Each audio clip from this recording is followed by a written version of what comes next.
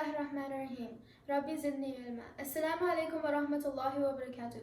This is Team Nura Folsom presenting of what we learned of the do's and don'ts that Allah subhanahu wa ta'ala taught us in Surah Hujurat. Allah subhanahu wa ta'ala says, do not behave presumptuously in the presence of Allah and His Messenger. That means the Quran and Sunnah always come first. Do not raise your voice above the Prophet's voice. Consequence of this, all your deeds will go to waste. And then lower your voice in the presence of the Prophet. Compensation of this, forgiveness and a rich reward. Do not call the Prophet ﷺ from outside his apartments, and be patient and wait for the Prophet to come to you.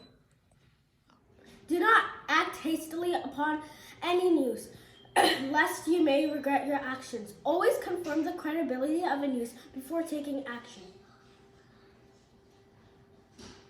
Men should not deride other men. Women should not deride other women. Allah subhanahu wa ta'ala has mentioned men and women separately because this is a command for every human being. Make peace between two groups of believers if they fight. But if you are not successful in making peace, then fight against the group that is fighting wrongfully until it reverts to Allah's commandments. And when it reverts, treat them with justice. Do not defame yourselves, or do not insult one another by epithets, because this is equal to having disbelieved after believing. Also, avoid suspicion, for some suspicion is a sin.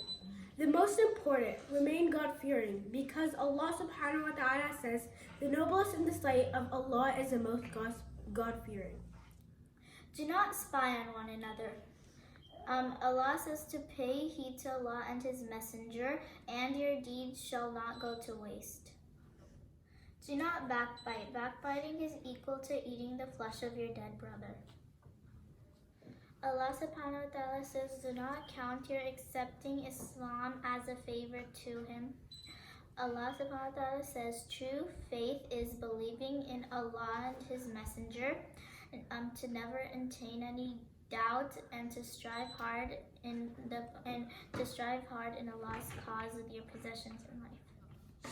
Jazakallah khair for listening to our presentation.